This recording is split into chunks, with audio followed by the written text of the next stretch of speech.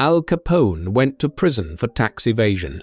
11 years, his empire dismantled, his name turned into a punchline, a cautionary tale about what happens when you reach too far, steal too much, and kill too openly.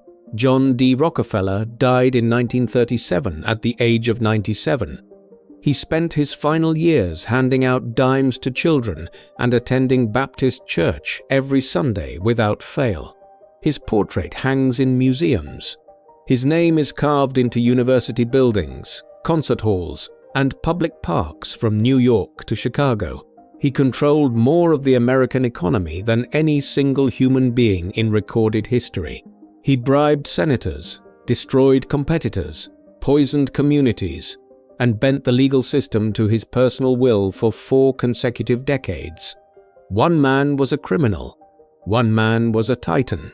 The only real difference between them was the church they attended and the bloodline they were born into. This is the story of the WASP Cartel, and it makes the Mafia look like amateurs. They had a name for themselves, though they rarely said it out loud. White Anglo-Saxon Protestant, WASP. Not just a descriptor, a taxonomy, a precise cataloguing of bloodline, faith, and inherited position that separated those who owned America from those who merely lived in it. The families came first from England, then Scotland, some from the Netherlands. They arrived in the colonies. Before there was a United States, before there was a constitution, before there was anything to own except land stripped from people who had lived on it for 10,000 years. They built their earliest fortunes in tobacco, cotton, and ocean shipping, industries powered by enslaved labor and indentured workers. By the time the Civil War ended and the Industrial Age exploded across the continent, those fortunes had compounded into something history had no precedent for. The Rockefellers traced themselves to a traveling conman named William Avery Rockefeller, who sold patent medicines and ran real estate fraud across upstate New York and beyond. The Morgans claimed colonial Connecticut roots, a family of merchants who learned early that controlling credit was more powerful than controlling land. The DuPonts arrived from France in 1800, carrying gunpowder formulas and the ambitions of a displaced aristocracy. The Mellons came from Pittsburgh banking, a clan that would come to own an aluminum monopoly, a major oil company, and eventually a cabinet position in the United States government. The Harrimans built their name on railroads, the Astors on Manhattan real estate and fur, the Vanderbilts on steamships and rail lines running coast to coast. None of them were subtle about what they believed. They were the right people, chosen, not mystically, but theologically. The Calvinist tradition that ran through their faith held that God revealed his approval through material success. Rich meant righteous, poor meant damned. It was a belief system perfectly engineered to transform exploitation into divine purpose. They educated their children at the same schools: Phillips Exeter, Andover, Groton, then Yale, Harvard, or Princeton. They married their sons and daughters to each other's sons and daughters. They sat on each other's boards, attended each other's clubs, and worshipped at the same Episcopal and Presbyterian churches from Boston to Philadelphia to Pittsburgh. They were not merely wealthy. They were a sealed class, self-replicating, mutually protective, and utterly convinced that their dominance over American life was the natural and proper order of things. No other group in American history accumulated this kind of structural power without being called what they actually were: a cartel, a closed network using coordinated control to eliminate competition, bend government, and extract wealth from everyone beneath them. The Italian families operating organized crime in the same era controlled neighborhoods. These families controlled nations. They just called it business. In 1889, Andrew Carnegie sat down and wrote an essay, He titled it The Gospel of Wealth. It appeared in the North American Review, and within months, virtually every significant industrialist and banker in the English-speaking world had read it. It remains one of the most consequential texts in American economic history, not because it was accurate, but because it gave the richest men alive a complete moral justification for everything they had already done and everything they intended to do next. Carnegie's argument was elegant and devastating. Wealth concentrated in the hands of capable men was not a social problem. It was nature's best available solution to social problems. The man of superior intelligence and drive was society's most efficient administrator of capital. His wealth was not hoarded. It was held in trust for civilization itself. The great industrialist was not a criminal extracting value from the powerless. He was a steward serving God's design. Carnegie understood exactly what he was building when he put those ideas on paper. He had broken strikes with Pinkerton agents. He drove workers to 14-hour shifts in steel mills, where the fatality count at peak production averaged 1 worker per day. He undercut competitors through tactics that would constitute criminal antitrust violations under any modern legal framework. But every one of those actions he framed as necessity, the ruthless efficiency required to generate the capital that would someday build libraries and concert halls and universities for ordinary people. The brutality was the philanthropy. The violence was the investment. This theology did not originate with Carnegie. It ran centuries deep into the Protestant tradition that these families inherited and transmitted. Max Weber described it in 1905 as the Protestant ethic, the Calvinist conviction that worldly success was evidence of divine election. The chosen in this theology were not identified by ethnicity, by bloodline, or by devotion alone. They were identified by their bank accounts. Poverty was not misfortune, it was a signal of God's judgment. Wealth was not luck or circumstance, it was grace made visible. This conviction did something specific and critical for the WASP families. It made their greed readable as virtue. It transformed crushing a competitor from a crime into an act of natural selection. It reframed the bribery of legislators from corruption into the rational management of an inefficient political system. These men did not see themselves as criminals because their entire moral architecture told them that the accumulation of power was the work of righteous men fulfilling a divine mandate. John D. Rockefellers attended church every Sunday without exception for his entire adult life. From the age of 16, when he earned his first salary as an assistant bookkeeper in Cleveland, he kept written records of every charitable contribution he made. He gave to his Baptist congregation.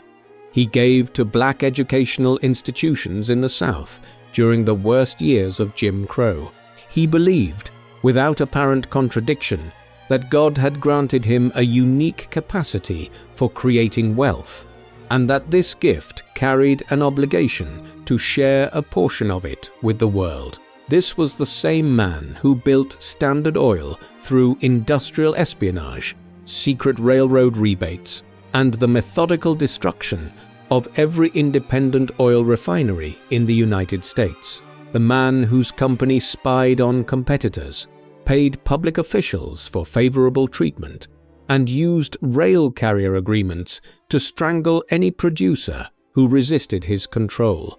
He saw no inconsistency in any of this. The gospel of wealth had already resolved the contradiction before it could form. J.P. Morgan was an Episcopalian, a vestryman at St. George's Church on Stuyvesant Square in Manhattan, a man who personally financed the construction of the Cathedral of St. John the Divine and attended its board meetings. He also engineered the effective cornering of the American money supply. On 2 separate occasions, he sat across from presidents and told them, without diplomatic softening what he would and would not permit. When a banking panic threatened to collapse the national economy in 1907, he called the leading bankers of the country to his private library on Madison Avenue and directed the response without a shred of government authorization. He did not consider himself outside the system. He considered himself the system. He was performing the function his God had appointed him to perform. This is what distinguished the WASP Cartel from every other criminal organization in American history. The Mafia ran on loyalty and fear. The Colombian cartels ran on violence and territorial control. The WASP families ran on God. And that faith, genuine, institutionally reinforced, transmitted down through generations of elite education and social architecture, was the most powerful insulating mechanism any criminal enterprise has ever produced. You cannot indict a man who sincerely believes his crimes are God's work. You cannot shame a culture that has built its entire moral framework around the principle that success proves righteousness. You cannot dismantle a cartel whose members believe they are civilization's appointed administrators. Carnegie gave away $350 million before he died. Rockefeller surrendered $540 million to philanthropy. Their libraries still stand. Their universities still carry their names. Their crimes are asterisks in official history. That is not an accident. That is the system functioning exactly as it was designed to function. By 1870, John D. Rockefeller controlled 21 refineries in Cleveland. He was 31 years old. He had been in the oil business for 9 years, and he had already reached the conclusion that competition itself was the fundamental problem, not just an obstacle for his company, but a structural disorder in modern industrial life. He would spend 4 decades demonstrating the solution. Standard Oil incorporated in Ohio in January 1870. Within 2 years, Rockefeller had executed what business historians call the Cleveland Massacre. In the span of 3 months in early 1872, Standard Oil absorbed 22 of its 26 Cleveland competitors. Some owners were simply threatened. Others were shown Rockefeller's books, his unit costs, his railroad arrangements, his production scale, and told flatly that continued resistance was financial destruction. A few sold willingly, relieved to escape. Those who refused found their railroad freight rates doubled without explanation, their customers approached by standard agents offering lower prices, and their credit lines quietly withdrawn by banks that maintained relationships with Rockefeller's organization.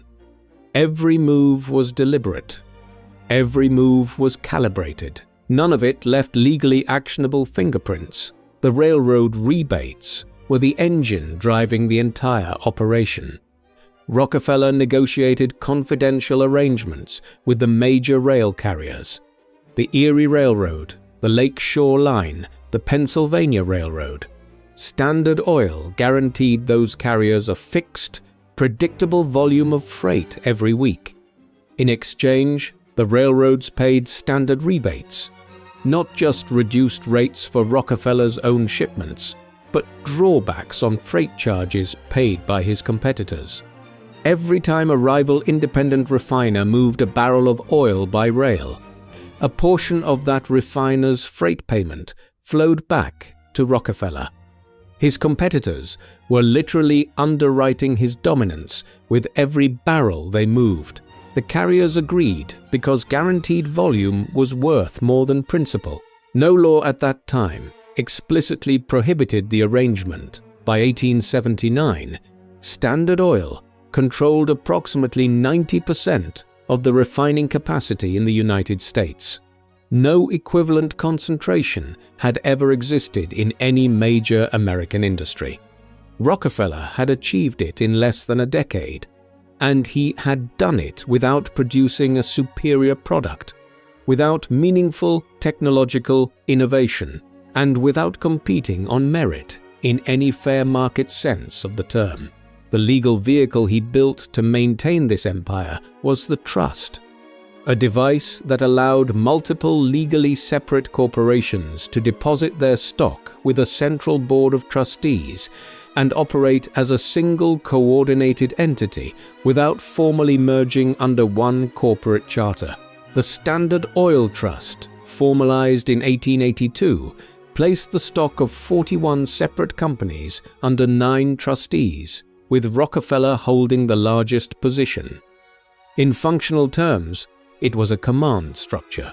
The trustees set prices across the entire industry, allocated production volumes, controlled distribution infrastructure, directed political expenditures, and made every significant strategic decision affecting the American petroleum market. The component companies maintained their nominal independence on paper. In practice, they answered to 9 men in a room in New York. Other industries absorbed the lesson immediately. Andrew Carnegie had built an equally imposing structure in steel through different methods. Carnegie Steel operated the most efficient production facilities in the world at the Homestead Works outside Pittsburgh. Carnegie understood vertical integration before business schools had given it a name. He owned the iron ore ranges in Minnesota, the coal seams in Pennsylvania, the limestone deposits, the coke ovens, the rail lines connecting all of them, and the processing facilities converting everything into finished steel. By controlling every link of the production chain, he could price below any competitor while maintaining his own margins. His rivals could never match him because they purchased inputs from suppliers. Carnegie himself owned when J.P. Morgan acquired Carnegie Steel in 1901 for $480 million, the largest single business transaction in American history to that point. He immediately merged it with 7 other major producers to create United States Steel. The new entity controlled 66% of American steel output. It employed 168,000 workers. Its capitalization of $1.4 billion exceeded the entire annual revenue of the federal government. Morgan placed himself and a network of allied financiers on its board. They had absorbed control of an essential national material the way a general absorbs conquered territory. Morgan operated through a mechanism more fundamental than any industrial trust. He operated through money itself. By 1912, the Pujo Committee investigation in Congress established that Morgan and his associates held directorships in 112 corporations with combined resources of $22.2 billion. They sat simultaneously on the boards of the largest insurance companies, the largest railroads, the largest industrial companies, the largest utilities, and the largest commercial banks in the country. When Morgan's institutions provided financing to a corporation, Morgan's representatives joined its board. When Morgan's people joined the board, corporate decisions aligned with Morgan's interests. The corporations did not control the financing. The financing controlled the corporations. This was not secret. It was not even subtle. It was architecture, elegant, legally defensible, and functionally equivalent to running the world's largest protection racket, one in which the protected had no choice but to participate. The railroads formed the third pillar of the structural empire. The Vanderbilts ran the New York Central System across the Northeast, E.H. Harriman controlled the Union Pacific and the Southern Pacific, the 2 great arterial lines of Western commerce. By 1900, 2 holding structures, one Morgan-aligned and one controlled by Harriman and James J. Hill, together directed the railway transportation of the entire American West.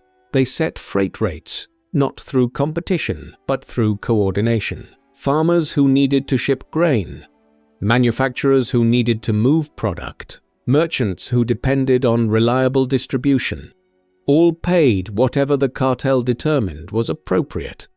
The Interstate Commerce Commission, created by Congress in 1887 specifically to regulate railroad rates and prevent exactly this kind of coordinated pricing, was captured within its first decade. Railroad-friendly attorneys drafted the implementing regulations. Railroad executives testified before Congress as expert witnesses on their own industry's oversight. Federal judges appointed through railroad-influenced political networks struck down rate orders that cut into carrier profits. The agency built to protect the public had become the mechanism through which the cartel maintained its position against outside disruption. This replication happened across every sector: the trust, the holding company, the interlocking directorate, the captured regulator. These were not isolated tactics. They were coordinated components of a single system, engineered to eliminate competition, synchronize pricing, and maximize extraction from every corner of the economy these families controlled. When the Supreme Court finally broke Standard Oil in 1911, 34 successor companies emerged from the dissolution. Rockefeller held equity in every single one. Within 18 months, the combined market value of those successor companies exceeded the pre-dissolution value of the intact trust. The legal structure was dismantled. The wealth was not. The man who had built the greatest monopoly in American history walked away from its forced destruction measurably richer than he had been before the court ruled. The Mafia had territories. The WASP Cartel had industries. The difference is not merely scale. The difference is that territories can be contested. Industries, once captured at this depth, tend to stay captured. In January 1900, a lawyer named Henry Flagler appeared before a committee of the Ohio State Legislature investigating Standard Oil's business practices. He lied. He lied about the company's pricing arrangements, lied about its agreements with railroad carriers, and lied about its treatment of competitors it had systematically destroyed over the preceding 25 years. The committee members listened. Then they accepted his testimony, closed the hearing, and filed their report without recommending further action. This was not an exception. This was standard procedure. By the turn of the 20th century, the relationship between the WASP cartel and American government had become so thoroughly embedded that the distinction between corporate interest and public policy had effectively ceased to exist in most areas that mattered. The families did not merely influence government. They staffed it, financed it, and shaped it from the inside. And in moments when that was not sufficient, they used it as their private enforcement arm against anyone, worker, competitor, or regulator, who threatened their position. The corruption of the United States Senate was the most systematic expression of this control. Before the 17th Amendment mandated direct popular election of senators in 1913, state legislatures appointed them, and state legislatures could be purchased. Standard Oil's political operation, managed by the company's general counsel, John D. Archbold from an office in New York, maintained a regular system of payments to state legislators across Ohio, Pennsylvania, New York, and beyond. In 1908, journalist William Randolph Hearst obtained and published a collection of Archbold's private correspondence. The letters showed payments to Senator Joseph Foraker of Ohio, accompanied by explicit instructions on how Foraker should manage particular votes. Other letters documented payments to Senator Boys Penrose of Pennsylvania. Still others showed cash flowing to legislators in Missouri, Texas, and Kansas. The correspondence was not encrypted. It was not disguised. It read the way a business owner writes to a contractor. Matter of fact, transactional. describing the delivery of services in exchange for payment. Archbold was never charged. Foraker's political career ended. Penrose survived and continued serving in the Senate for another decade. Standard Oil paid a fine of $29 million in a 1907 criminal case that was subsequently reversed on appeal. The corruption network continued operating.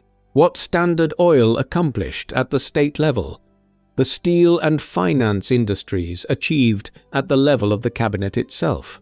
Andrew Mellon served as Secretary of the Treasury for 11 consecutive years, from 1921 through 1932, appointed first by Warren Harding and retained by both Calvin Coolidge and Herbert Hoover. At the time of his appointment, Mellon was among the wealthiest individuals in the United States. He held controlling interests in Alcoa, the aluminum company of America, which operated as an effective national monopoly, as well as Gulf Oil, the Mellon Bank, Union Trust Company, and dozens of affiliated corporations. Under his stewardship at Treasury, the top marginal income tax rate dropped from 73% in 1921 to 24% in 1929. The estate tax was substantially reduced. Corporate tax structures were rewritten in ways that disproportionately benefited exactly the kind of layered holding company architecture. Mellon used to organize his personal fortune. His own attorneys estimated that his family's tax savings under the policies he implemented as Treasury Secretary ran into the tens of millions of dollars annually. He was, in functional terms, writing tax policy for himself. He faced congressional scrutiny twice during his tenure. When Democrats launched a serious investigation in 1932, Hoover arranged for Mellon to be named ambassador to Great Britain. Mellon resigned as Treasury Secretary, accepted the ambassadorship, and was safely across the Atlantic before the inquiry reached any actionable conclusion. He died in 1937. His estate was taxed at rates. His own policy had significantly reduced. The fortune passed to his heirs essentially intact. The corruption operated not just at the level of legislation, but at the level of organized violence, deployed with the full authorization of state governments. The Homestead Strike of 1892 was the most unambiguous illustration of how the cartel used governmental power as an enforcement mechanism against its own workforce. Employees at Carnegie Steel's Homestead Works in Pennsylvania struck in June 1892 over wage reductions Carnegie had imposed while his company was generating record profit margins. Carnegie retreated to Scotland, maintaining convenient distance. His partner Henry Clay Frick hired 300 Pinkerton agents, armed them with Winchester repeating rifles, and transported them by armored barge down the Monongahela River to retake the mill. They arrived before dawn on July 6. Workers and townspeople met them on the bank. The battle lasted more than 12 hours. 7 workers and 3 Pinkertons were killed. Dozens were wounded on both sides. The Pinkertons eventually raised a white flag. Workers dragged them from the barges and assaulted them on the dock. Frick immediately called Pennsylvania's governor, Robert Pattison. He requested state military intervention. 8,000 National Guard troops arrived at Homestead within 4 days.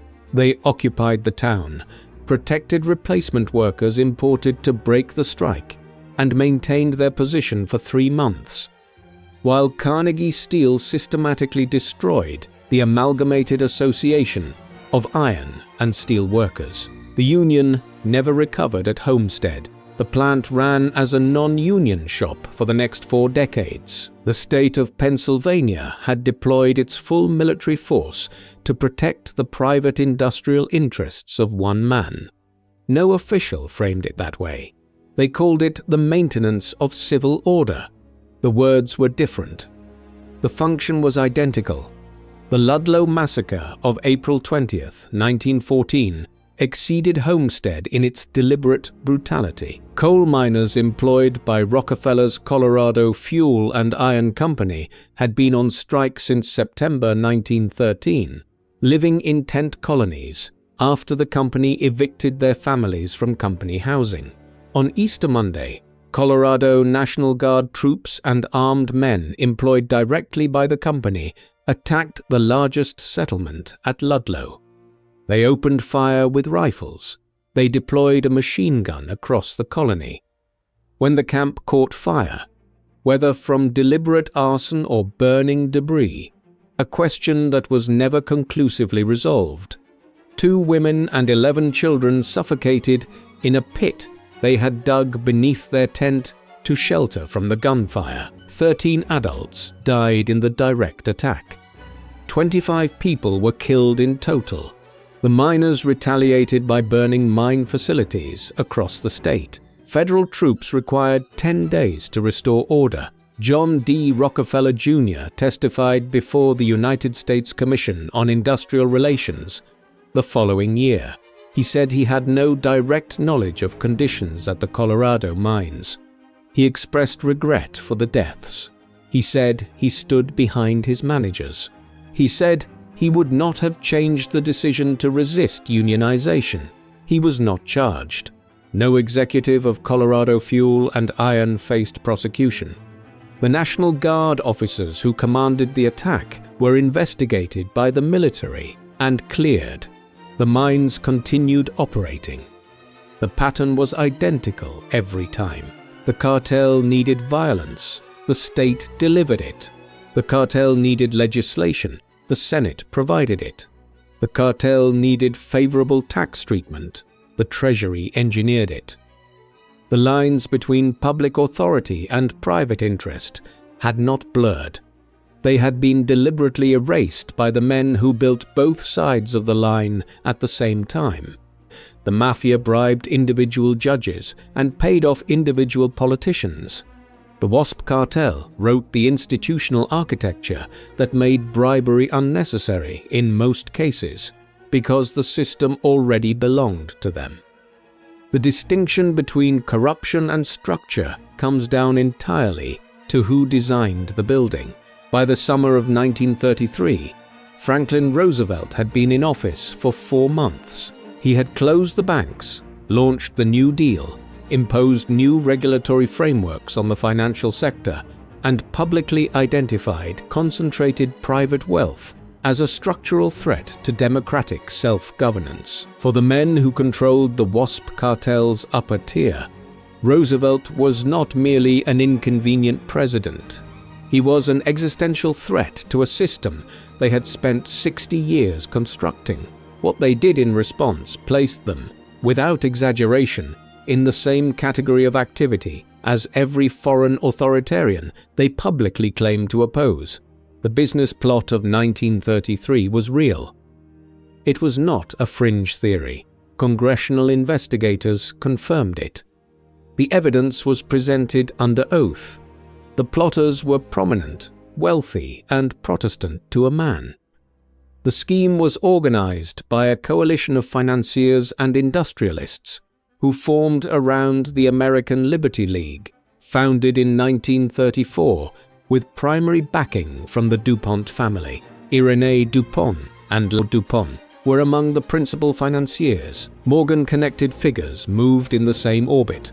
Former Democratic presidential candidate John W. Davis, a corporate lawyer whose firm represented J.P. Morgan and Company, served as the Liberty League's legal counsel. The group outspent the entire Democratic National Committee in the 1934 midterm elections. The operational plan, as described in testimony before the McCormack-Dickstein Committee of Congress in November 1934, was to recruit a trusted military figure with credibility among American veterans, arm a private force of 500,000 men drawn from veterans' organizations, march on Washington, and compel Roosevelt to either resign or accept a fascist co-government explicitly modeled on Benito Mussolini's system in Italy. The man they approached to lead this force was retired Marine Corps Major General Smedley Butler. At the time, the most decorated Marine in American history. A man with genuine standing among veterans organizations across the country, Butler listened to the pitch, delivered by a bond salesman named Gerald McGuire, who represented the financial interests funding the operation. Butler played along long enough to gather details. Then he went to the FBI. Then he went to Congress.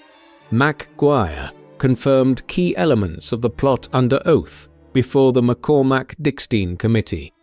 The committee's final report stated explicitly that credible evidence of a conspiracy against the government existed.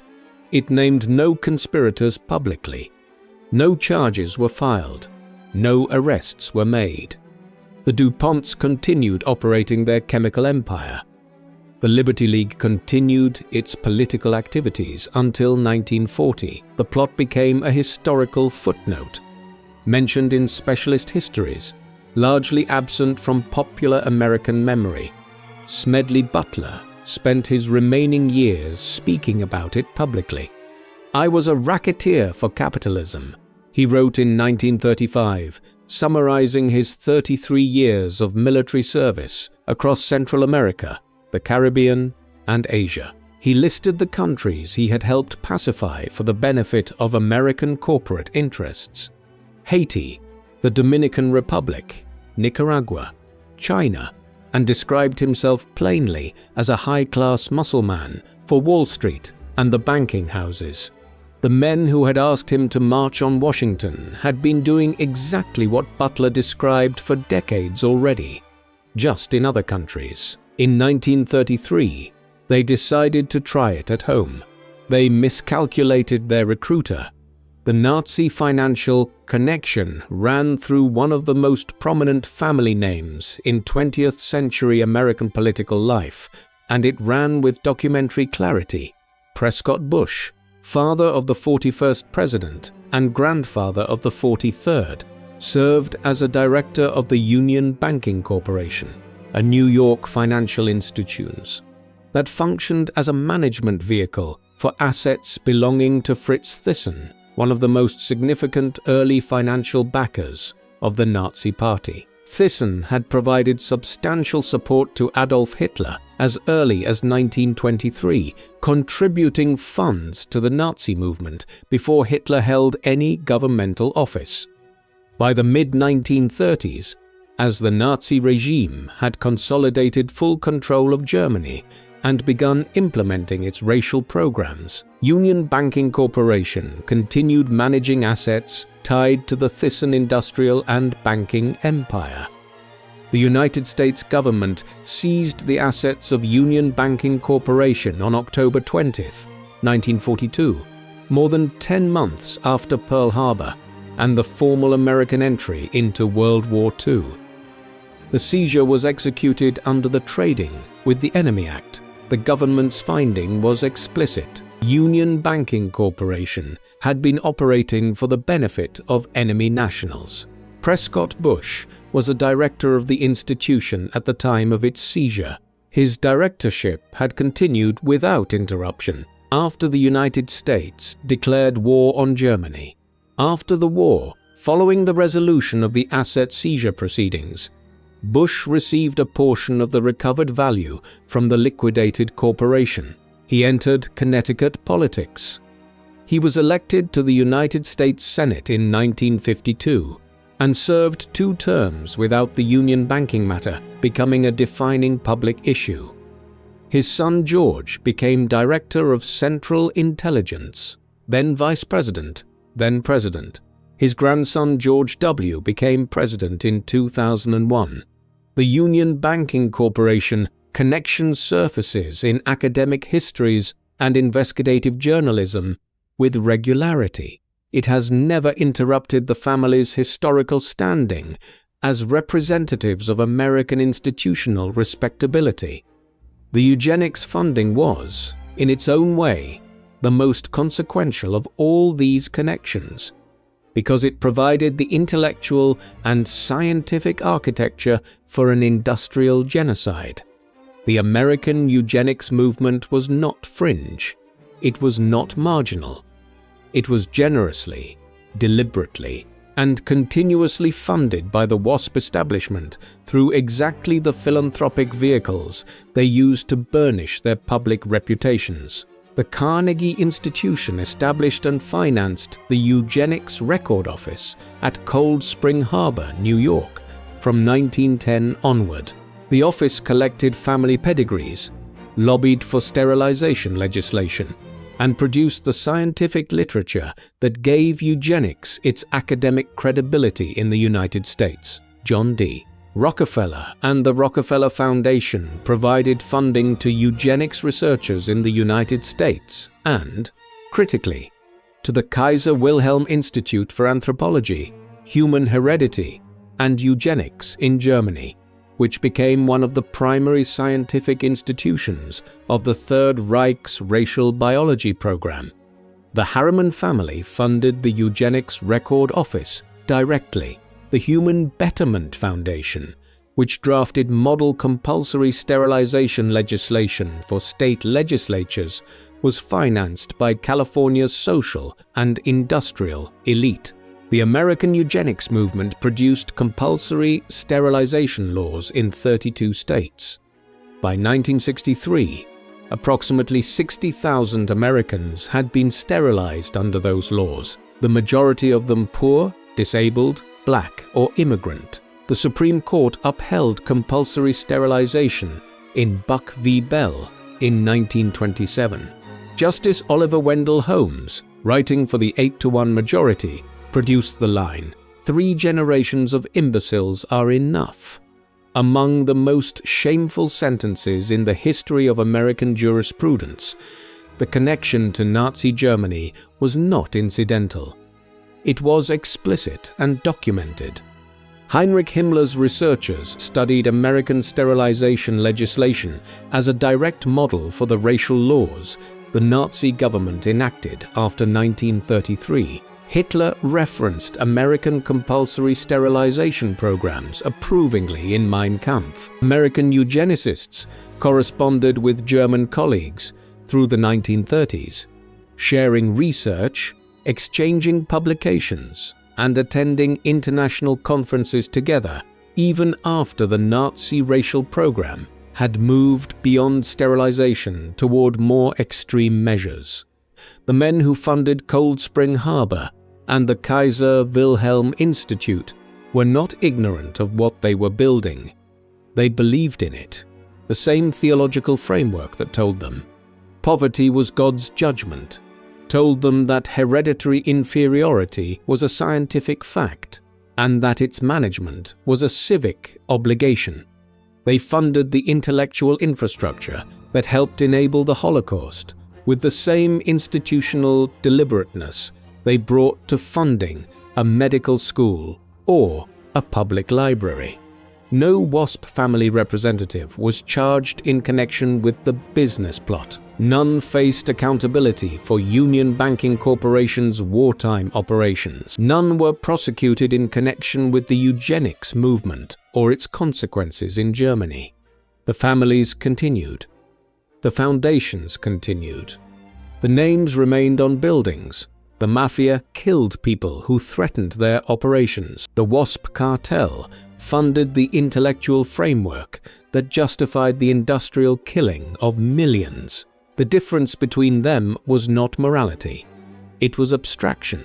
The WASP Cartel's most catastrophic crimes were always 1 or 2 institutional steps removed from the bodies. In the autumn of 1914, Ivy Lee, the man John D. Rockefeller had hired as his personal public relations advisor, sent the family a detailed memorandum on managing their image in the aftermath of Ludlow. 25 people had been killed in Colorado in April. The press had covered it. Labor unions had organized national protests. The Rockefeller name, already battered from the Standard Oil dissolution 3 years earlier, faced a second wave of public condemnation. Lee's advice was direct, systematic, visible, and personal philanthropy was the mechanism for recovery. not a change in behavior, a change in narrative. This was not a novel insight for the Rockefellers. John D. Sr. had been giving since age 16. But what followed the Ludlow massacre was different in kind from anything that came before. It was philanthropic strategy deployed with the deliberateness of a military campaign managed by professionals designed to produce a specific and calculable reputational outcome. The Rockefeller Foundation had been chartered in 1913 with an initial endowment of $100 million. In the years following Ludlow, the foundation and its affiliated organizations funded a public health initiative that eradicated hookworm from the American South, a parasitic infection that had stunted the physical and cognitive development of millions of children in the region for generations. They financed the development of a yellow fever vaccine. They funded the reform of medical education across North America through the Flexner Report's implementation. They built hospitals, endowed university chairs, and supported public health infrastructure in dozens of countries. These achievements were genuine. The hookworm eradication alone measurably improved the lives of millions of people who had nothing to do with Standard Oil and no connection to the events at Ludlow. That is precisely what made the operation so effective. The philanthropy was real. The lives improved were real. And those real improvements produced a real transformation in public perception that insulated the Rockefeller name from its origins as thoroughly as any legal settlement could have done. More thoroughly, because no legal settlement would ever have generated the affection that a hookworm eradication campaign in Alabama generated. Carnegie's philanthropy preceded the foundation model, but accomplished the identical conversion. Between 1881 and his death in 1919, Carnegie funded the construction of 509 public libraries in the English-speaking world, 1,689 of them in the United States alone. He established Carnegie Hall in New York, Carnegie Mellon University in Pittsburgh, and the Carnegie Institution of Washington. He funded the Hague Peace Conference buildings. He gave to hundreds of churches, thousands of pension funds for university professors, and dozens of scientific research programs. Total giving, $350 million, equivalent to roughly $0.5 billion in current terms. He gave it systematically, publicly, and with deliberate attention to the historical record he was constructing alongside the buildings. Carnegie understood, as a man who had employed armed agents to shoot striking workers, that legacy was not an accident. It was a project, and he managed it with the same organizational efficiency he had brought to the production of steel.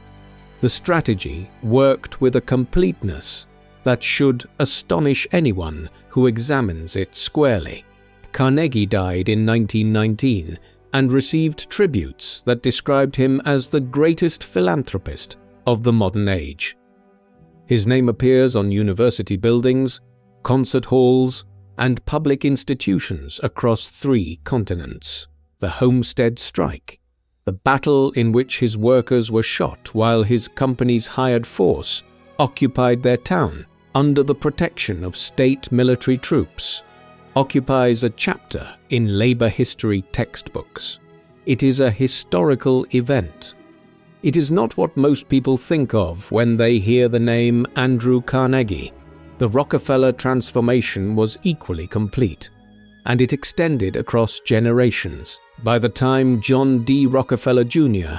had managed the family's charitable operations for 2 decades, the foundation had become a byword for sophisticated global philanthropy. Jr.'s own public persona, measured, quietly religious, visibly committed to the causes the foundation supported, stood in deliberate contrast to the robber baron image that had damaged the family name in the progressive era press. he was performing accountability for crimes he would never be charged with. The performance was sustained, consistent, and utterly effective. The DuPonts employed a variation of the same model, a fortune built on gunpowder, military explosives, and wartime government contracting. War profiteering across two global conflicts that company executives privately described in their own correspondence as exceptional business opportunities was channeled into the Hagley Museum and Library in Delaware, Longwood Gardens, and a collection of educational endowments. The Alfred I DuPont Institute provided pediatric medical care. The Winterthur Museum preserved American decorative arts. In Delaware, where the DuPont family held a relationship to the state that was functionally closer to that of a founding dynasty than a group of corporate shareholders, the family name carried associations of cultural stewardship rather than industrial cartelization. Andrew Mellon donated his personal art collection, among the finest private collections assembled in the 20th century, including works by Rembrandt, Vermeer, Raphael, and Botticelli, and funded the construction of the National Gallery of Art on the National Mall in Washington. Congress accepted the gift in 1937, the year of his death. The National Gallery today holds tens of millions of visitors. The name Mellon in Washington carries the associations of cultural generosity and aesthetic refinement. The 11 years he spent as Treasury Secretary writing tax policy that served his personal financial interests have been thoroughly subordinated in public memory to the museum bearing his family's name. The mechanics of this conversion were not subtle, but they were extraordinarily effective, because they operated simultaneously on multiple levels. Charitable foundations offered tax advantages that reduced the inheritance burden on dynastic wealth, allowing fortunes to pass between generations in forms less exposed to estate taxation than direct inheritance. Endowments to universities created institutional allies with the kind of academic credibility that no amount of political connection could purchase. Named buildings produced permanent positive associations embedded in physical urban space, associations that would outlast any newspaper investigation, any congressional inquiry, and any academic study of the family's actual history. Public health and education funding generated measurable improvements in human welfare that could be honestly cited as the family's legacy, and all of it was managed. The Rockefeller family maintained professional public relations staff for decades. They monitored coverage, guided how family members appeared in print, and shaped how family history was framed in official and semi-official narratives. This was not corruption. It was communications infrastructure, the same deliberate management they had applied to oil refineries and railroad contracts, applied now to the manufacturing of historical memory. The result was a class that had committed crimes on a scale no other criminal organization in American history had approached, and had converted the proceeds of those crimes into cultural institutions so deeply embedded in American public life that criticizing the families risked appearing to criticize the libraries, the hospitals, the concert halls, and the universities those families had built. The philanthropy did not clean the money. It replaced the public's image of where the money came from with an image of what the money had become. That was the cartel's most durable achievement. The Mafia's violence could be prosecuted. The trust structures could be broken up. The Senate corruption could be exposed. But a university library with a family name carved above the entrance, that is beyond the reach of any indictment, that is legacy, manufactured at industrial scale, paid for with the proceeds of a century of coordinated crime, and accepted by the public with genuine gratitude. In 1947, Allen Dulles became a founding officer of the Central Intelligence Agency. He would serve as its director from 1953 until 1961, the longest tenure in the agency's history. His older brother John Foster Dulles served as Secretary of State from till 1959. Together, the Dulles brothers directed American foreign policy through the most consequential decade of the Cold War. Both men had previously been senior partners at Sullivan and Cromwell, the most powerful corporate law firm in the United States, the firm that represented Standard Oil, the United Fruit Company, and dozens of major industrial and financial clients with direct interests in the countries whose governments the CIA, under Allen Dulles, would subsequently help overthrow. This was not coincidence, it was a pipeline. The Office of Strategic Services, the wartime intelligence organization that became the CIA, was built substantially by men drawn from the same social networks as the WASP industrial families, Yale graduates, Skull and Bones members, from Wall Street law firms and investment banks, men who had grown up in the same summer communities, whose children attended the same schools, who belonged to the same clubs from Boston to Washington to New York. These men brought their network's values, their network's definition of American interests, and their network's relationships with private capital directly into the machinery of American national security. The OSS, and later the CIA, was not an independent institution that happened to hire well-connected people. It was an expression of the network itself, given legal authority and a classified budget. Skull and Bones deserves specific attention here because its role in the construction of the American intelligence apparatus has been documented extensively and discussed, almost never in proportion to its actual significance. The secret society founded at Yale in 1832 tapped 15 members per year from the student body, always from the right families, always destined for positions in law, finance, government, or the military. Its membership across the 19th and 20th centuries constituted a directory of WASP institutional power. William Howard Taft, Henry Stimson, Averell Harriman, McGeorge Bundy, William Bundy, George Herbert Walker Bush, George W. Bush, John Kerry, and dozens of others who occupied senior positions in the intelligence community, the State Department, the Defense Department, and the major financial institutions simultaneously managing American foreign economic interests. The overlap between Skull and Bones membership and OSS recruitment was not accidental. William Donovan, who built the OSS from nothing, recruited heavily from the Yale network that Skull and Bones anchored. James Jesus Angleton, who became the CIA's legendary counterintelligence chief and whose paranoid management style would eventually damage the agency's operations for a decade, was Yale class of 1941. The OSS station chief in London, David Bruce, was a Virginia aristocrat married into the Mellon family fortune.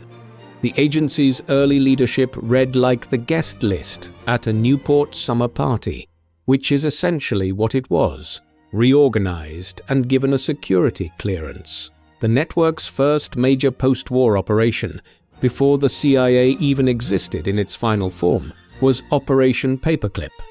Beginning in 1945, American military and intelligence officials recruited more than 1,600 German scientists, engineers, and technical specialists from the Nazi research establishment and relocated them to the United States under classified government contracts. These were not merely peripheral figures.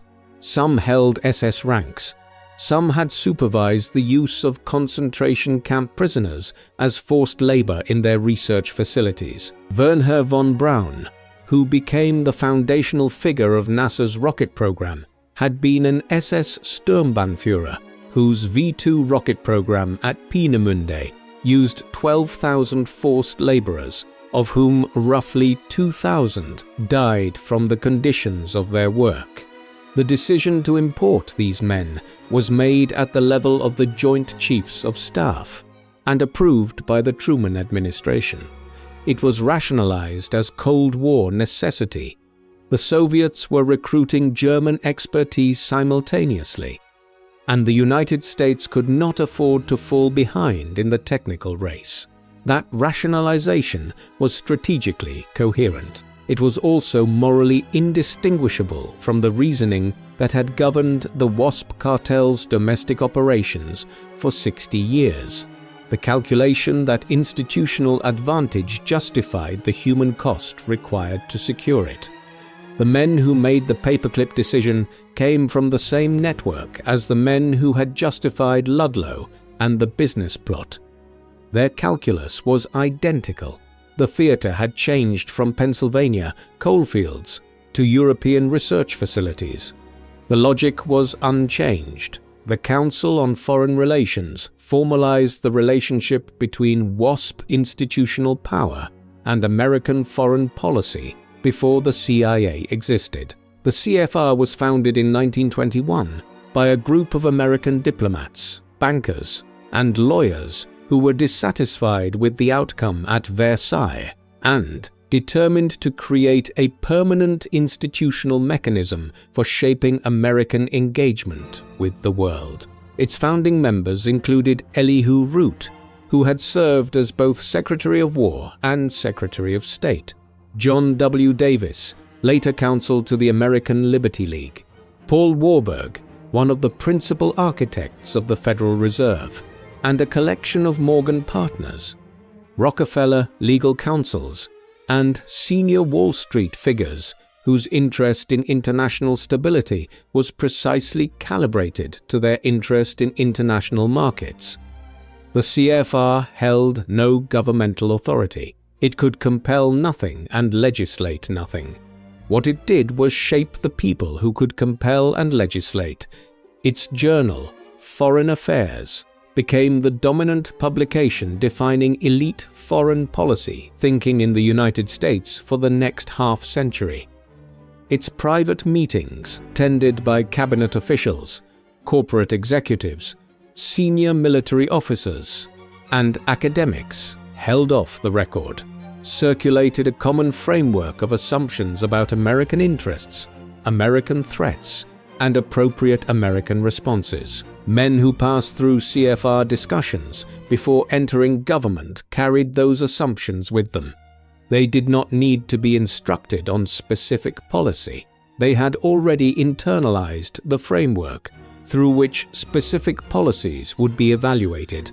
This is how institutional capture at the level of ideas works. It is more durable than any form of corruption. A bribed senator can be replaced. A network of shared assumptions embedded across several generations of foreign policy officials through their education, their social relationships, and their institutional memberships, that is, structural. The Bilderberg Group extended this model internationally. Founded in 1954 at the Hotel de Bilderberg in the Netherlands, the annual conference gathered senior figures from government, finance, military, and media across Western Europe and North America. David Rockefeller was a founding participant and remained one of its most consistent attendees for decades. The meetings were private. Attendees were not identified publicly. No minutes were released. The official position was that Bilderberg was a discussion forum with no binding authority, no formal membership, and no decision-making power. That position was technically accurate and functionally misleading.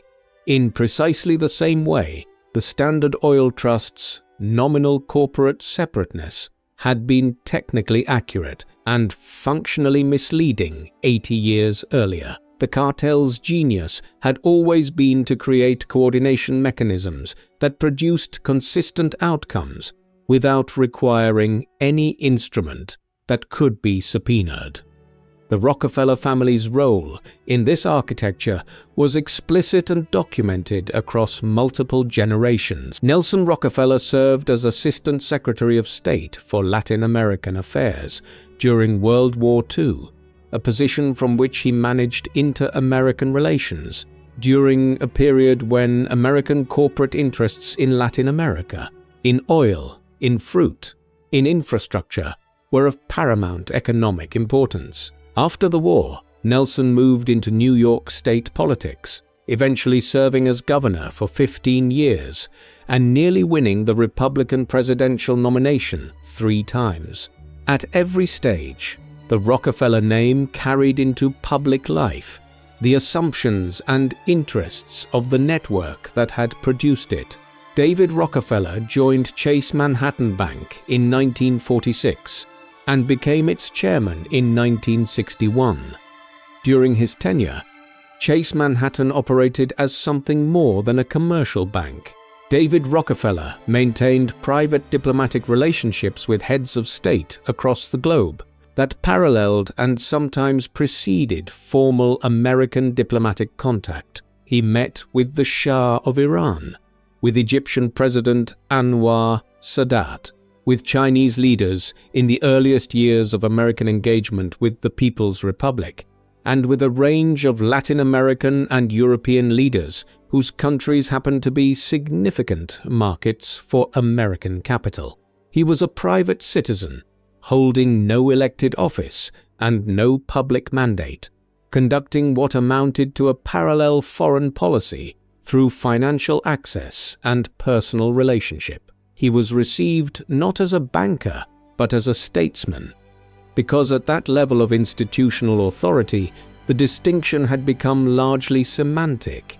In 1973, David Rockefeller and Zbigniew Brzezinski co-founded the Trilateral Commission, a private organization explicitly designed to coordinate policy perspectives among elites in North America, Western Europe, and Japan. The stated purpose was to manage the growing interdependence of the major industrialized democracies. The operational function was to create a curated network of officials who would rotate between positions in the private sector and government, carrying a shared framework of assumptions about the proper relationship between states and markets, and about the appropriate management of global economic integration.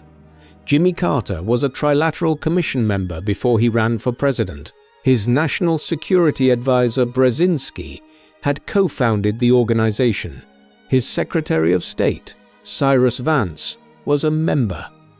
His vice president, Walter Mondale, was a member. This was the revolving door at its most explicit and most consequential. Robert McNamara moved from Ford Motor Company to the Defense Department, where he managed American military strategy in Vietnam. McGeorge Bundy moved from Harvard's Faculty of Arts and Sciences to the National Security Council, then to the Ford Foundation, where he directed the most powerful private philanthropic institution in American policy life. George Shultz circulated between Bechtel Corporation, the Treasury Department, and the State Department across multiple administrations spanning 20 years. The individuals changed administration to administration. The network they represented remained constant. The interests it embodied remained constant. Vietnam itself demonstrated how completely the distinction between corporate interest and national security policy had dissolved within the network. The Gulf of Tonkin incident that triggered the formal American military escalation in August 1964 was presented to Congress and the public as a clear act of North Vietnamese aggression against American naval vessels. Subsequent investigation established that the Second Tonkin attack, the one that provided the decisive political justification for the Gulf of Tonkin resolution, had almost certainly not occurred at all. The intelligence was contested at the time within the agencies that generated it. The administration presented it as settled fact. The senators who voted on the resolution authorizing military force received a version of the intelligence that had been selectively assembled to support a predetermined conclusion. The men who managed that process, McNamara, Bundy, Dean Rusk, came from the network. They understood that the strategic and economic interests embedded in Southeast Asian stability were inseparable from the foreign policy position they were constructing. 58,000 Americans died in the war that followed. 3 million Vietnamese died. The network's institutional logic produced those deaths as reliably as it had produced the deaths at Homestead and Ludlow, through identical mechanisms of information management and authority capture. The CIA's operational record in the 1950s and 1960s demonstrated with precision how the network's interests translated into covert action. In 1953, the agency overthrew the elected government of Iran under Prime Minister Mohammad Mossadegh, who had nationalized the Anglo-Iranian Oil Company the previous year. The British and American governments framed the operation in Cold War terms. Mossadegh as a communist threat, the nationalization as a strategic vulnerability. The operational logic was more direct. The nationalization threatened the interests of the petroleum companies whose alumni and institutional allies staffed the national security apparatus that organized the coup. The Shah was reinstalled. Iranian oil returned to foreign company management. Iran lived under royal dictatorship until 1979. In 1954, the CIA overthrew the elected government of Guatemala under President Jacobo Arbenz, who had implemented land reform that included the expropriation of uncultivated land held by the United Fruit Company. United Fruit had connections to both Dulles brothers. John Foster had represented the company at Sullivan and Cromwell. Allen had held a position on its corporate advisory board. The CIA operation, codenamed PBSCS, installed a military government that reversed the land reform, restored United Fruit's holdings, and inaugurated decades of military dictatorship and civil conflict that would ultimately cost 200,000 Guatemalan lives. In September 1973, the CIA supported the military coup that overthrew Chilean President Salvador Allende, who had nationalized the copper industry and taken controlling interest in the Chilean telephone system from ITT Corporation. Documents declassified in the 1990s established that ITT had approached the CIA in 1970 with an offer to contribute $1 million to any operation that would prevent Allende from taking office after his election. The CIA declined the financial offer, but proceeded with covert destabilization operations that helped create the conditions for the coup. General Augusto Pinochet's government, installed on September 11, 1973, tortured and killed thousands of Allende's supporters in the weeks that followed. ITT's Chilean telephone holdings were returned. American Copper Company investments were protected. The network's logic held. The enforcement was different from Pinkerton agents, but the purpose was functionally unchanged. From the 1892 Homestead operation, the Church Committee investigations of 1975 and 1976 exposed the full operational range of what the intelligence community had become. Senator Frank Church's Senate Select Committee documented assassination plots against foreign leaders, Fidel Castro, Patrice Lumumba, Rafael Trujillo, among others. They documented MKUltra, the CIA's program of covert psychological experimentation on unwitting American citizens, begun in 1953 under the direction of Allen Dulles. MKUltra researchers dosed subjects with LSD without consent, conducted sensory deprivation experiments, tested hypnotic control methods, and carried out behavioral modification experiments at universities, hospitals, and prisons across the country. The program ran for 20 years. One documented victim, Frank Olson, a government biochemist, died in 1953 after being dosed without his knowledge. The official finding was suicide. His family maintained for decades that he was killed to prevent him from disclosing classified information about the program. The MKUltra files were ordered destroyed by CIA Director Richard Helms in 1973, 2 years before the Church Committee would have reviewed them. 7 boxes survived because they had been misfiled in a financial records annex. What those 7 boxes contained was sufficient to demonstrate that the CIA had conducted systematic criminal experimentation on American civilians for 2 decades under the direction of men who attended the same clubs and sent their children to the same schools as the families. This story has been tracking from the beginning. Church described the CIA as a rogue elephant. The metaphor was more comfortable than the truth. Rogue elephants deviate from their herd. The CIA had not deviated from its network. It had served its network with consistent fidelity across 3 decades of operations. The Church Committee produced recommendations. Congress passed the Foreign Intelligence Surveillance Act in 1978. The oversight framework tightened modestly. The network remained intact. The pattern was identical to the domestic operations of the previous century. Governments that threatened the network's interests were destabilized or destroyed. Citizens who were exposed to the network's internal operations in ways that created institutional risk were managed accordingly. The enforcement mechanism was different. The intelligence services of a sovereign state rather than Pinkerton agents or National Guard battalions. But the logic was unchanged.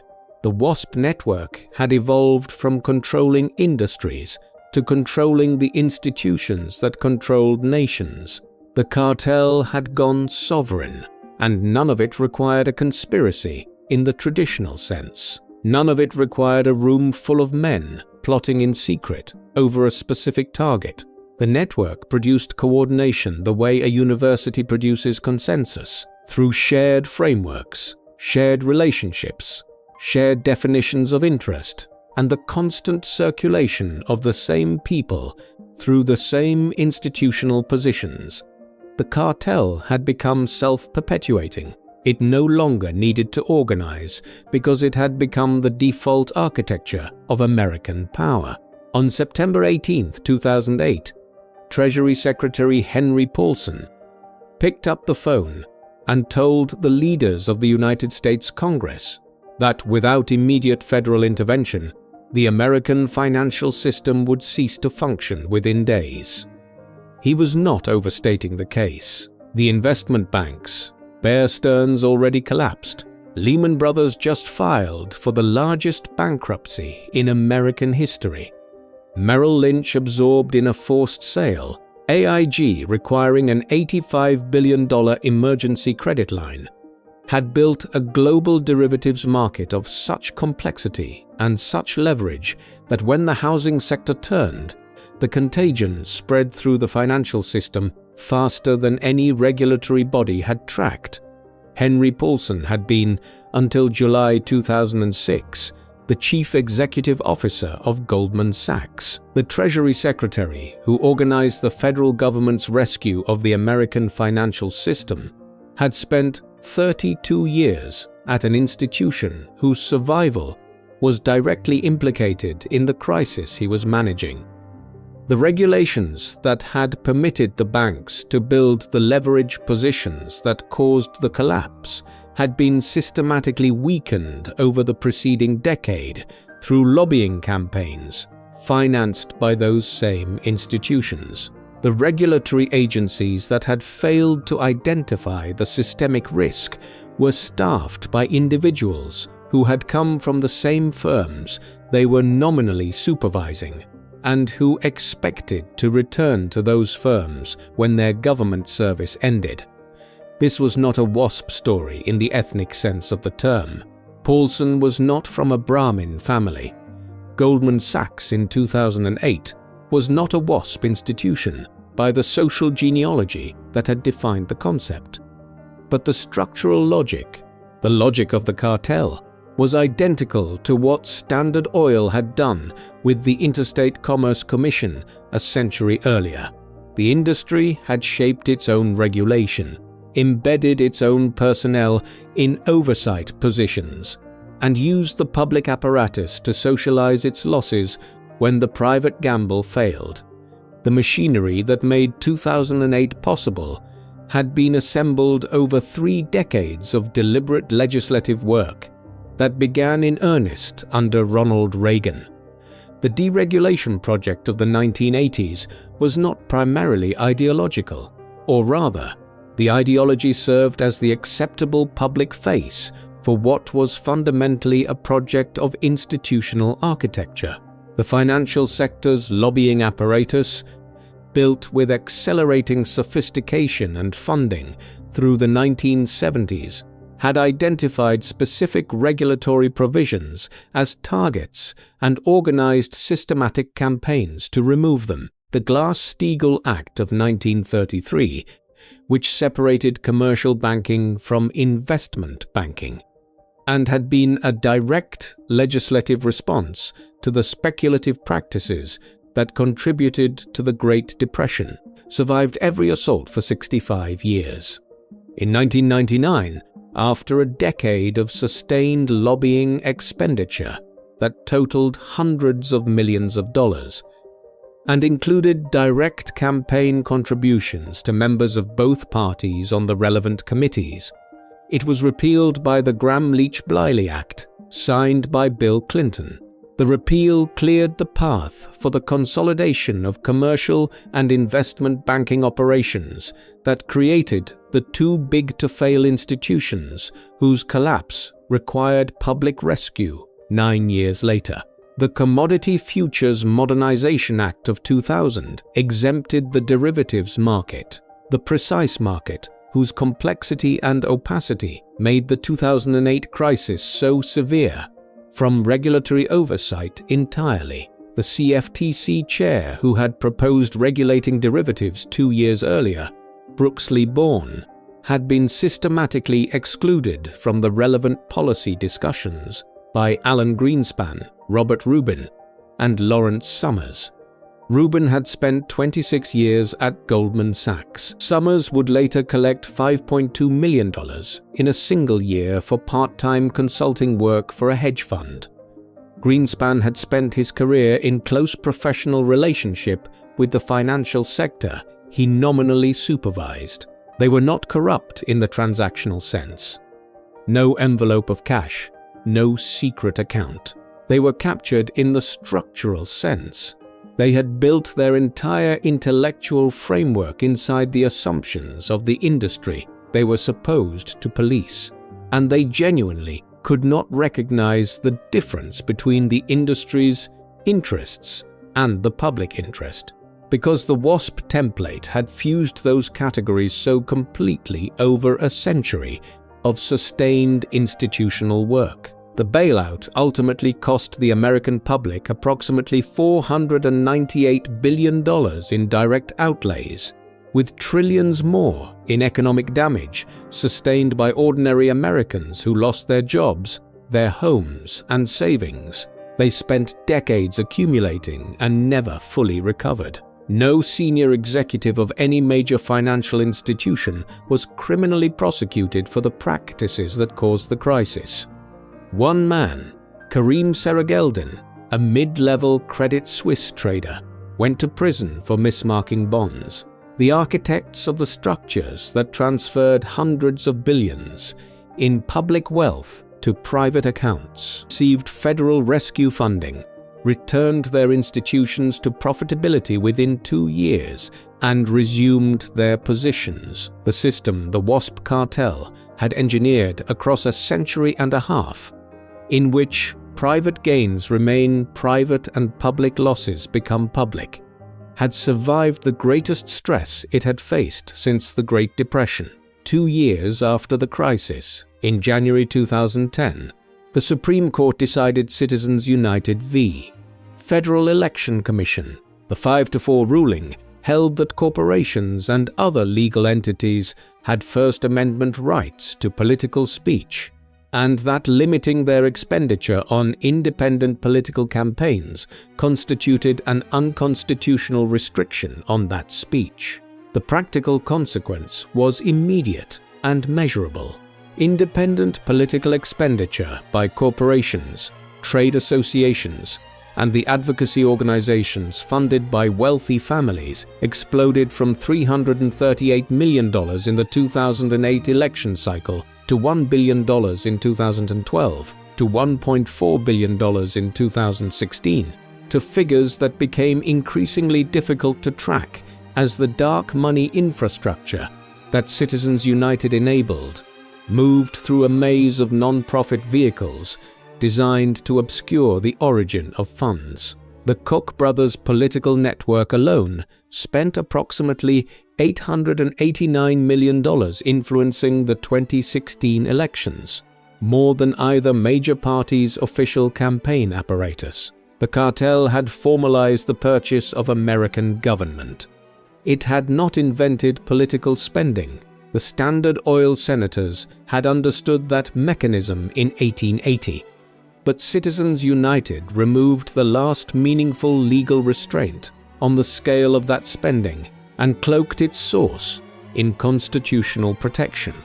The bribery that Archbold had conducted through hand-delivered envelopes to specific senators' offices was now conducted through super PACs, 501s4, dark money organizations, and donor-advised funds at a scale that rendered the earlier corruption quaint, and it was legal.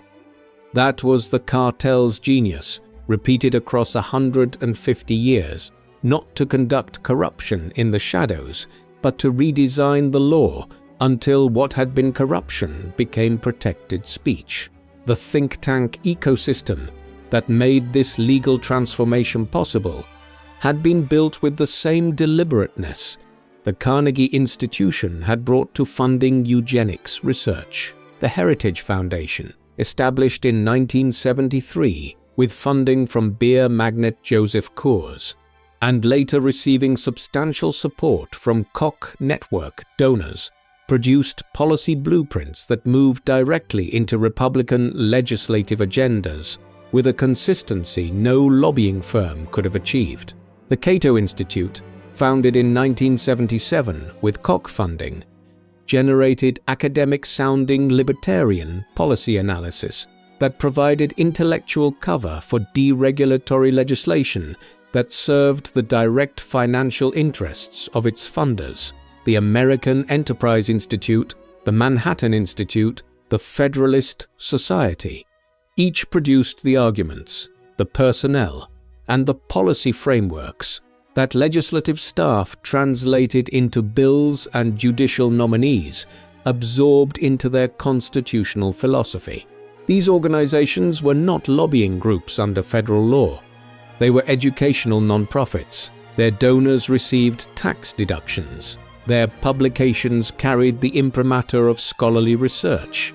Their fellows testified before Congress as independent experts, and they produced, consistently, reliably, across decades, intellectual output calibrated to the regulatory and fiscal interests of the major donors funding their operations.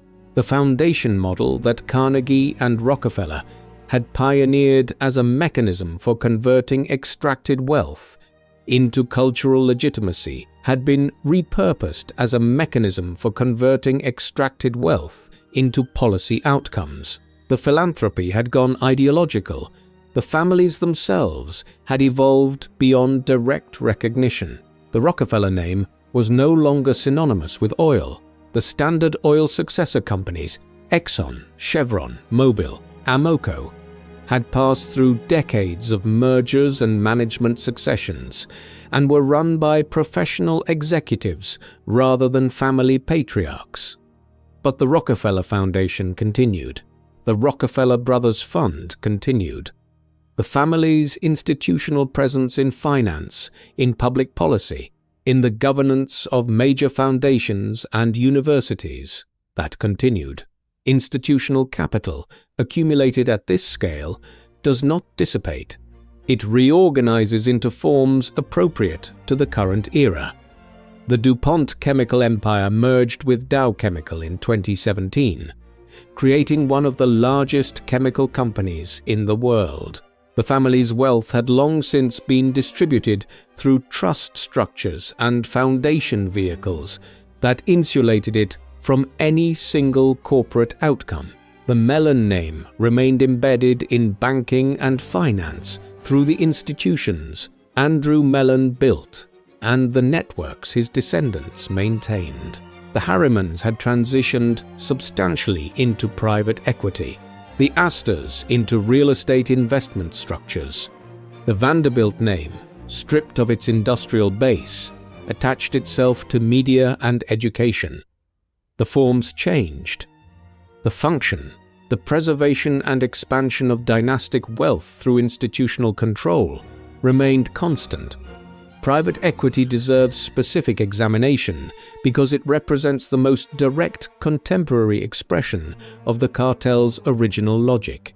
The private equity model, acquiring companies, loading them with debt, extracting management fees, cutting costs including workforce and benefits, then selling the restructured entity for capital gains taxed at lower rates than ordinary income, transferred wealth from workers, suppliers, pensioners, and communities to a narrow group of financial managers with a mechanistic efficiency that Standard Oil's trust architects would have recognized and admired. Toys R Us employed 33,000 workers when it was taken private by KKR, Bain Capital, and Vornado Realty in 2005. The leveraged buyout loaded the company with $5. $3 billion in debt it used to repay its own acquisition. When Toys R Us liquidated in 2018, those 33,000 workers lost their jobs and their severance. The private equity firms had already extracted hundreds of millions in fees and interest payments. The workers received nothing from the bankruptcy estate. The managers paid capital gains rates on their carried interest, a tax treatment the industry's lobbyists had defended against reform in every Congress for 30 years. The 2017 Tax Cuts and Jobs Act demonstrated with legislative precision how completely the cartel's interests had been embedded in the formal machinery of American law by the end of the second decade of the 21st century. The legislation reduced the corporate tax rate from 35% to 21%, the largest single corporate tax reduction in American history. It retained the carried interest provision benefiting private equity. It nearly doubled the estate tax exemption from $5.6 million to $11.2 million per individual. It established a preferential 20% deduction for pass-through income from partnerships and S corporations, exactly the vehicles through which wealthy families organize their business holdings to minimize tax exposure. The Nonpartisan Tax Policy Center estimated that 60% of the bill's total benefits flowed to the top 1% of income earners. The legislation passed on party line votes, with not a single Democratic vote in either chamber. The Republican Party's donor base, the Koch network, the private equity industry, the real estate industry, the financial sector, had made the legislation an explicit condition of continued financial support. The relationship was stated publicly by senior Republican donors and legislators with less euphemism than at any previous point in American political history. Congressman Chris Collins of New York told reporters in November 2017 that donors were calling them and demanding the tax legislation or threatening to withhold future contributions. The cartel's corruption had become its funding model, stated plainly, defended openly, and legally protected. The university endowment system represented perhaps the most elegant expression of how dynastic wealth sustains itself across generations in the current era. Harvard's endowment reached $53, $2 billion in 2023. Yale's reached $40.7 billion. Princeton's $34.1 billion. These figures represent centuries of compounded dynastic giving, names carved above library entrances, in exchange for tax-deductible contributions that removed assets from the estate taxable base, placed them in perpetual institutional vehicles, and generated returns managed by sophisticated investment offices that functioned more like sovereign wealth funds than charitable organizations. The endowment model allowed WASP families to convert industrial wealth into institutional permanence across multiple generations while maintaining the tax advantages of charitable status. The children of those families continued to receive preferential admission to the institutions their families had endowed, a practice Harvard maintained through what it called legacy preferences until donor pressure and legal challenge forced a review in 2023. The preferential admission rate for legacy applicants at elite universities had run consistently at 5 to 7 times the rate for non-legacy applicants for decades. The families had paid for the schools. The schools trained their children to replace them. The system was closed. The cartel reproduced itself through the institutions its philanthropy had built. The new institutional architecture of financial markets extended the cartel's reach into a form its founders had never imagined but would have understood immediately. By 2023, 3 asset management firms, BlackRock, Vanguard, and State Street, held ownership stakes in virtually every publicly traded company in the American economy simultaneously. BlackRock alone managed $9.4 trillion in assets. Together, the 3 firms were the largest shareholders in 96% of S&P 500 companies. This concentration of ownership across the entire corporate sector exceeded anything the Morgan Interlocking Directorate had achieved in 1912. And it achieved its effects without board seats, without visible control, and without triggering the antitrust scrutiny that had broken Standard Oil. The firms voted those shares at corporate annual meetings, setting executive compensation structures, director selections, and strategic priorities across the economy. They did so following investment policies set by a small group of portfolio managers and executives whose compensation structures aligned their interests with the large institutional capital they managed. The analytical framework that described this as the normal functioning of index fund capitalism was correct in technical terms. It was also a description, in contemporary vocabulary, of the most comprehensive concentration of financial control in American history. What the WASP Cartel built was not a company, not an industry, and not even precisely a network. Though it was all 3 of those things, what they built was a template, a set of institutional arrangements, cultural norms, and embedded assumptions that determined who could accumulate power without consequence, who could escape accountability through the right affiliations and the right philanthropy, and who could write the rules that governed everyone else's behavior. That template survived the Sherman Antitrust Act of 1890, the Progressive Era regulatory reforms, the New Deal, the regulatory expansion of the 1960s and 1970s, and the financial crisis of 2008. It survived each of these challenges not because it was hidden, but because it was embedded in the institutions that responded to each challenge. The template had 3 essential components that reinforced each other in a closed system.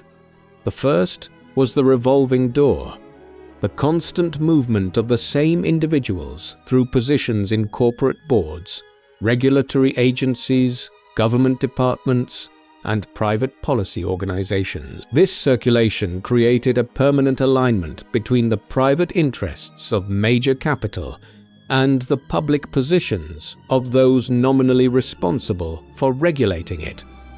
No explicit coordination was required. People who had worked in the private sector brought private sector assumptions into government.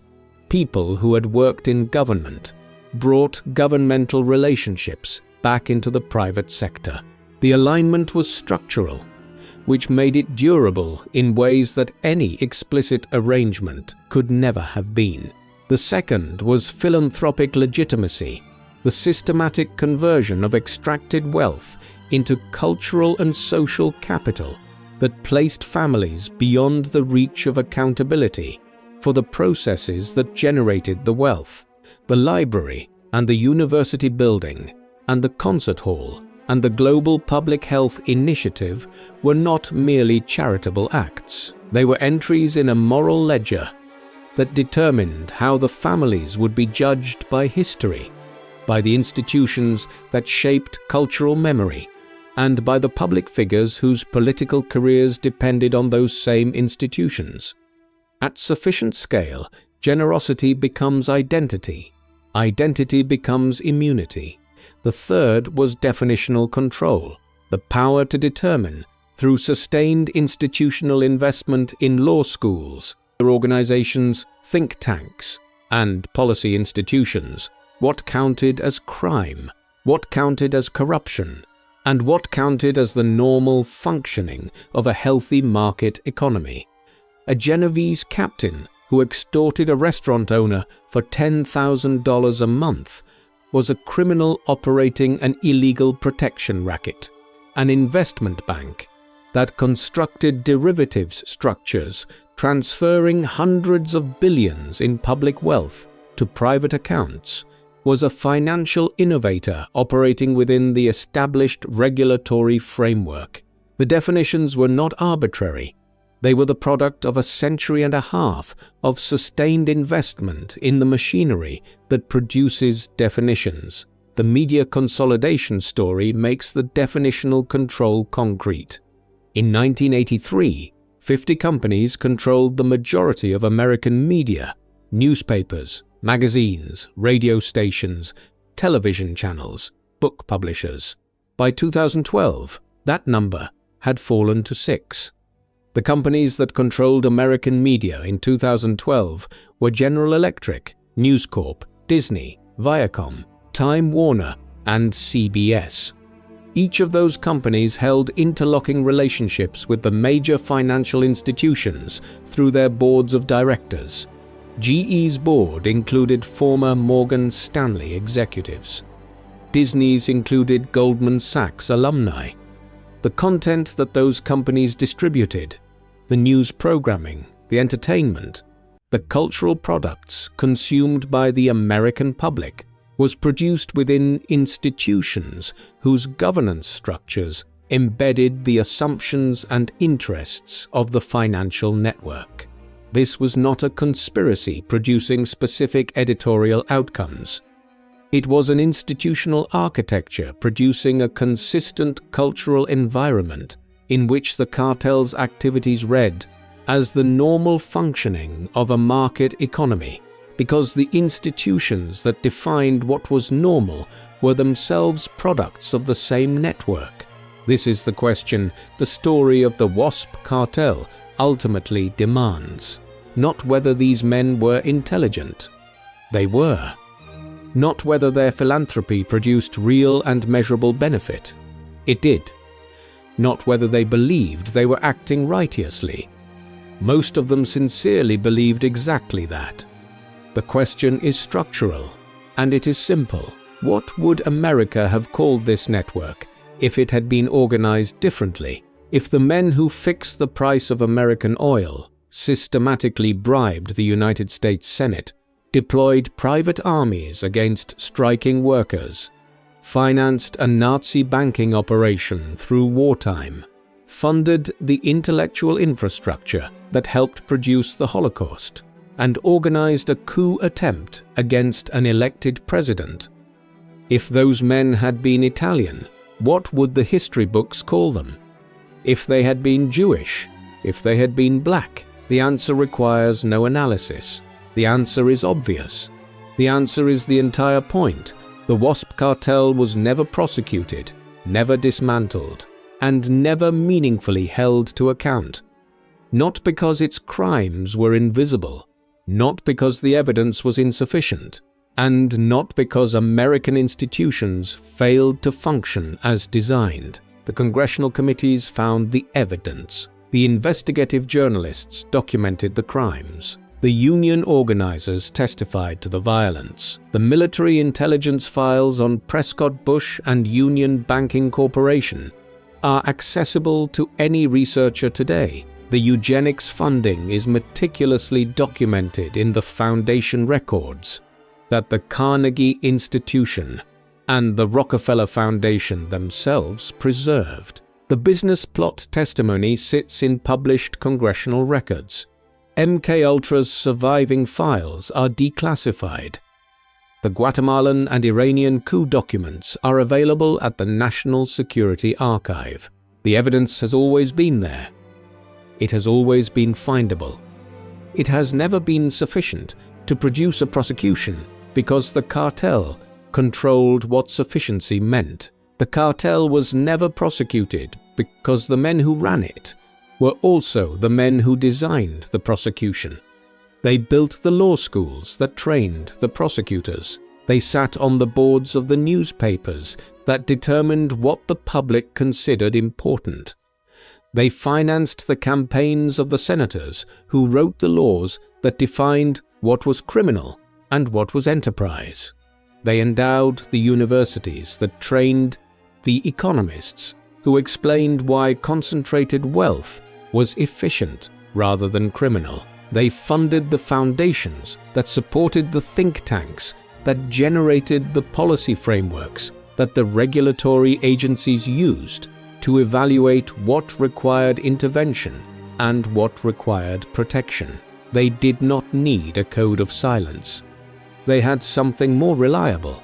They had the culture, the Protestant theology, the elite educational network, the philanthropic record, the institutional architecture that ensured nobody in a position of authority ever needed to stay quiet, because nobody in a position of authority ever systematically asked the right questions to the right people with the intention of acting on the answers. They are not gone. The specific men are dead. John D. Rockefeller and J.P. Morgan and Andrew Carnegie and Andrew Mellon and Prescott Bush, dead. Their era of explicit personal industrial dominance is history, but the system they built did not die with them. It adapted. It evolved. It shed the most legally vulnerable of its forms and retained the most durable. It reorganized its wealth into foundation vehicles and trust structures and private equity partnerships that operate beyond the reach of antitrust law. It maintained its presence in government through the revolving door its members designed. It preserved its cultural dominance through the institutions its philanthropy built and continues to fund. It encoded its assumptions into the legal frameworks that the courts its members shaped, continue to interpret and enforce. Every generation has believed it was dismantling the cartel. The trust busters of the progressive era believed Theodore Roosevelt's antitrust prosecutions had broken the system. The New Dealers believed FDR's financial regulations had subordinated private capital to democratic governance. The reformers of the 1970s believed the Church Committee's revelations and the post-Watergate campaign finance reforms had constrained the network's political operations. The Dodd-Frank architects in 2010 believed they had rebuilt the regulatory architecture to prevent a repeat of 2008. Each of those efforts addressed the most visible expression of the system in its current form. None of them altered the foundational template. After each reform wave, the template reorganized identified the new regulatory environment's constraints, and resumed generating the same outcomes through new mechanisms. The system does not require the same men or the same institutions.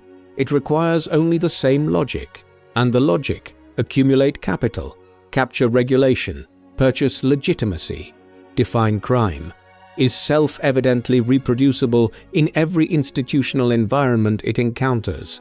The cartel became the water. It became the medium through which everything else in American institutional life moves. The assumptions about who deserves wealth, who deserves accountability, what constitutes crime, and what constitutes the normal functioning of a civilization built on merit and God's favor. When those assumptions are the water everyone drinks, they become invisible. They are not argued for. They are simply the way things are. The richest man in the room is assumed to have earned his position by excellence. The regulator who came from industry is assumed to bring expertise rather than capture. The foundation bearing a family name is assumed to represent generosity rather than reputation management. The university bearing a donor's name is assumed to represent educational philanthropy rather than the purchase of historical standing. The assumptions are the victory. They do not need to be defended because they are not perceived as positions. They are perceived as facts. Al Capone went to prison. John D. Rockefeller handed out dimes to children and died beloved. The crime was the same. The bloodline was different. In America, for a century and a half, that difference has been the only one that truly mattered. And the deepest achievement of the WASP Cartel was not the oil monopoly, not the bought Senate, not the fascist plot, not the Nazi financing, not the eugenics funding, and not the overthrown governments. The deepest achievement was making the question itself seem radical, making the comparison between Capone and Rockefeller seem unfair, making the suggestion that these families operated a cartel seem like an overreach, partisan, conspiratorial, ungrateful for the libraries and the concert halls and the universities and the public health initiatives. That is not a coincidence. That is the product. That is what a century and a half of sustained institutional investment in the machinery of definition actually produces, not the suppression of the truth.